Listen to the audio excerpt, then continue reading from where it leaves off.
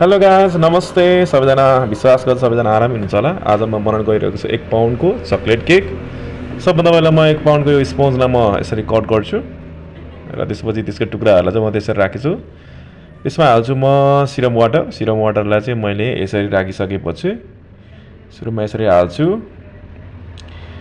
जति चाहियो त्यति राखिसकेपछि यसमा म चकलेट मेल्ट गरेको त्यो चकलेटलाई म यसलाई चुहाएर यसरी दल्छु यहाँ स्पोन्जमा यसरी दलिसकेपछि यहाँ यो स्पोन्जमा चाहिँ के हुन्छ भन्दा यसरी खाँदा चाहिँ चकलेट केक चाहिँ के हुन्छ भने एउटा टेस्टी जुसी मिठो हुन जान्छ केक चाहिँ जहिले पनि म जुसी नै बनाउँछु है साथीहरू त्यसपछि क्रिम चाहिँ मैले यसो चकलेट अलिकति हालेर चाहिँ यहाँ क्रिमलाई यसो मिक्स गर्छु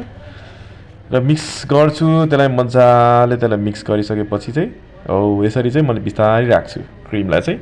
यो चकलेट मिक्स गरेको क्रिम है साथीहरू र मजाले मैले चाहिँ स्पोन्जमा चाहिँ मजाले फैलाउँछु यस्तो मायाले सरर यस्तो मायाले मैले फैलाउँछु यसलाई चाहिँ क्रिमलाई चाहिँ मजाले यसो तले अब म यसमा हाल्छु चोको चिप्स मजाले हल्का हल्का मिलाएर यो चोको चिप्स हो यसले चाहिँ केकको टेस्ट चाहिँ अझै बढाउँछ चकलेट केक्सहरूमा चाहिँ यो युज गर्दा एकदमै राम्रो हुन्छ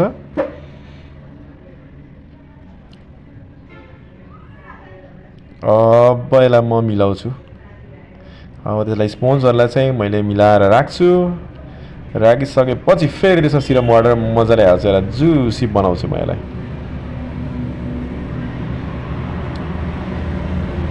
यसलाई म हल्का हल्का मिलाउँछु अब मैले राखेँ केक स्ट्यान्डमा साथीहरू अब केक स्ट्यान्डमा राखिसकेपछि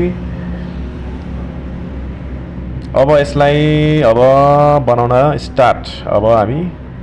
म चाहिँ यसलाई बनाउनलाई चाहिँ अब रेडी गर्दैछु यसको लागि अब हाइजिन त हुनै पर्यो हैन हाइजिन हुन पर्यो त्यसरी सरसफाइ त हल्का गर्नै पर्यो र सरसफाइ मैले गरेँ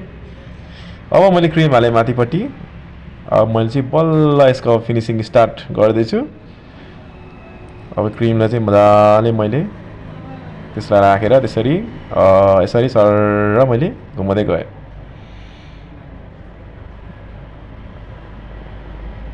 अब क्रिमलाई चाहिँ मैले यसरी साइडबाट दल्दै जान्छु ध्यानसँग हेर्नु है ध्यानसँग हेर्नु खास त्यति गाह्रो छैन यो सजिलै छ खै यो मेरो छेउमा चाहिँ को आएको होला मेरो छेउमा कोही आएको छ बसेको छ इट्स ओके तर मेरो आफ्नो फोकस चाहिँ म कहीँ पनि म केक बाहेक कतै पनि पुऱ्याउन यसरी म केकमा मात्रै अहिले फोकस गर्दैछु हो केकलाई चाहिँ मैले यसरी घुमाएँ अब यसको मैले फिनिसिङ साइडबाट क्रिम जति एक्स्ट्रा थियो क्रिमलाई चाहिँ मैले हटाएको छु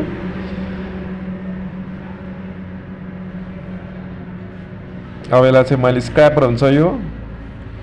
स्क्रैपरले चाहिँ मैले सरर कोरिदिन्छु ताकि यसको चाहिँ लुक्स अलि राम्रो चाहिँ देखियोस् भनेर माथिको जति पनि त्यसको एक्स्ट्रा क्रिमहरू त्यसलाई चाहिँ मैले सरर साइडबाट सोर्दिएँ यसरी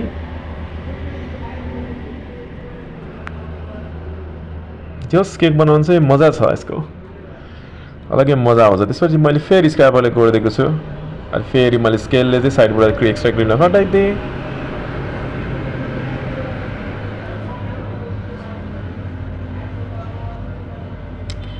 ओहो हल्का यसो वर्कआउट गरेँ मैले अब फेरि चकलेट मेल्ट गरेर ल्याएको छु चकलेट मेल्ट गरेर चकलेटलाई चाहिँ यसरी मैले 2-3 चम्चा जति हालिदिएको छु याद गर्न चकलेट चाहिँ धेरै तातो हाल्नु हुँदैन चकलेट चाहिँ हल्का एकछिन राखेर हल्का चिसो बनाएर चाहिँ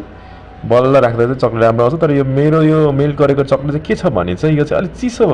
हल्का अलि बढी चिसो भएको हल्का यो चाहिँ के भन्छ हल्का फ्रोजन हल्का जमेको जस्तो भएर चाहिँ अलि राम्रोसँग अलि साइन चाहिँ आएको छैन बट इट्स ओके तर राम्रो चाहिँ राम्रै भन्छ है यसले नि र चकलेट चाहिँ तातो चाहिँ मेल्ट गर्ने बित्तिकै चाहिँ हाल्नु हुँदैन त्यसले गर्दा त्यो चाहिँ अलि राम्रो चाहिँ चकलेट अलि राम्रो देखिँदैन त्यही भएर एकछिन चकलेट मेल्ट गर्ने बित्तिकै चाहिँ खनाएर चाहिँ केकमाथि चाहिँ नान्नु होला एकछिन राखेर हल्का सेलाएर चाहिँ गर्दा यसको फिनिसिङ चाहिँ के हुन्छ भन्दा राम्रो आउँछ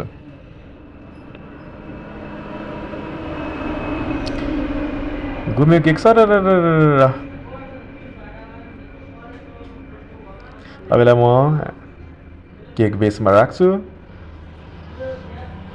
त्यसलाई मिलाएर राखेँ अब त्यसलाई सफा त गर्नै पर्यो केक स्ट्यान्ड त्यसलाई मैले सफा गर्छु राम्रोसँग सरसफाइ त हुनै पर्यो र र केक बनाउँदा चाहिँ ग्लोभ्स चाहिँ लाएर चाहिँ बनाउनु होला है। ग्लोभ्स लाएर बनायो भने हाइजिन चाहिँ हुन्छ। त्यसपछि मैले हल्का चक्लेट साइडमा चक्लेटहरू चाहिँ अलि चुहाइदिन्छु ताकि चाहिँ यसको लुक्स चाहिँ राम्रो आओस्। साइडमा चाहिँ मैले बोर्डर बनाइदिन्छु। बोर्डर चाहिँ मैले सानो त्यो फ्लावरको नोजल छ त्यसले चाहिँ राम्रोसँग साइडमा चाहिँ बोर्डर चाहिँ मैले यसको हानिदिन्छु। ल केक अलमोस्ट 80% चाहिँ कम्प्लिट भइसकेको छ। यसो चेक गर्छु मैले चक्लेट चाहिँ माथिपट्टिको चाहिँ जमिसकेको छ।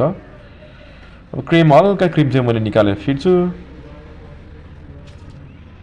फेरि चाहिँ हल्का फिट्छु त्यसलाई अनि फेरि मैले नोजलमा हाल्छु।